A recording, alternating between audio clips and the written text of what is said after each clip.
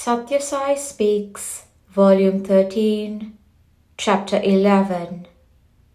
Ramayana for Everyman, Part 1 of 2. The Ramayana is a guidebook, a sacred text, an inspiring scripture for every man in all lands at all times, whatever his creed or condition might be, for it imparts poise, balance, equanimity, inner strength and peace. Peace is the best treasure, without which power, authority, fame, fortune are all dry and burdensome. Tyagaraja has sung that there can be no happiness without inner peace. To earn this inner peace and to be unshakably established in it, man must develop abhyasa, steady practice, and vairagyam, full detachment. From birth to death, man is the slave of habits and practices. One must examine these and rely more and more on those that lead him towards subjective joy rather than objective pleasure. Subjective joy can be acquired by harmony in the home, mutual cooperation among the members of the family and community, acts of service to others, and concern for the welfare and prosperity of the society in which one is living. The Ramayana holds up the ideals to be pursued by the father, the son, the mother, the brother, the friend, the servant, the master, the teacher, the pupil, etc. The happy home is the basic cell of the national organism. It ensures a happy world for mankind is one family, and if any one unit is sad or struggling in distress, how can the rest be safe or satisfied? There is no object without fault or failing. Vairagyam, detachment, does not imply renunciation of family ties and fleeing into the loneliness of the jungle. It means we must give up the feeling that things are permanent and capable of yielding supreme joy. The mind plays tricks with man and makes him believe that some things are good and some things are bad, some eternal and some transitory. You might have a plate full of nice eatables, and they might appear to be delicious and fine, but if the cook announces that a lizard had fallen into the cooker when it was on fire, and it had been boiled alive, all the fascination for the food disappears in a trice. There is no object without fault or failing. There is no joy that is unmixed with pain. There is no act that is not tainted with egoism. So be warned and develop the detachment which will save you from grief.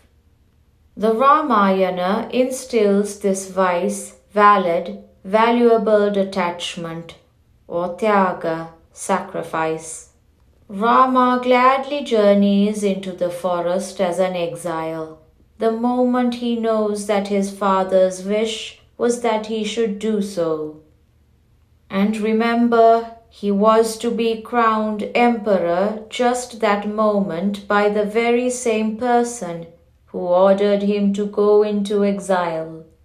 When those who have full powers and claims renounce positions of authority in the Ramayana, we see today persons with no power or claim, clamoring to occupy positions of authority. The lesson Ramayana teaches about duty. Duty is God. That is the lesson the Ramayana teaches. The word duty is today used to indicate the methods by which one exercises his authority. No, duty is the responsibility you have to respect and revere others and to serve them to the best of your ability. You may feel you have the freedom to walk, swinging your walking stick around you. But the man coming behind you has as much freedom as you to use the roads. To exercise your freedom so that you do not limit or harm the freedom of others. That is the duty which becomes worship. When Rama, Sita and Lakshmana reached the banks of the Ganga, Sumantra, the aged minister of the court who had taken them so far in the royal chariot, could not follow them any further. He had, in duty, bound to return to the capital, so he turned back with tearful eyes. Guha rowed them across the river. They entered the forest and started walking in single file through thick jungle. Rama, Sita in the middle and Lakshmana following behind. They reached the hermitage of Valmiki soon. When the sage came forward to welcome them, Rama asked him to indicate a place where he can reside. Valmiki said, "We sages reside in you. You reside in us. Where else can I request you to reside? Though you have assumed this human form, you give yourself away by the beauty that shines in you." Man is doomed when evanescence overcomes him. The beauty of Rama was the beauty of inner peace, the splendor that fills one when he is conscious of living in Dharma, righteousness. Ramayana teaches also the need to give up the false identification with the body. When Rama saw Tara wailing over the corpse of Vali, he gives her lessons on the evanescence of the body and the foolishness of identifying a person with that vehicle he uses for the purpose of his journey to divinity. When the desire for the evanescent overcomes man, he is doomed. He becomes distant from the goal. Consider Sita. She renounced everything that she had thought would give her comfort in all the palaces owned by her father and her father-in-law. She preferred to follow Rama into the forest, and so she secured the proximity and presence of the Lord. But alas, when she saw the false form of the golden deer, she yearned for it and sent both Rama and Lakshmana after it so that she might fondle it and feed it and have it as a pet. What was the result of this fatal desire? She was forced to live far away from the Lord and to pine for him in great anguish.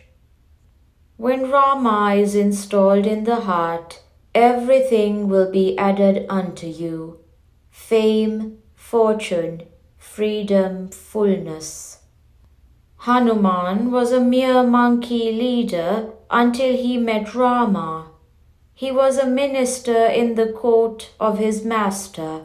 But when Rama gave him the commission to seek Sita and send him, that is to say, when Rama was installed in his heart as guide and guardian, Hanuman became immortal as the ideal devotee. End of part 1 of 2. Ramanavami, Brindavan, April 20th, 1975.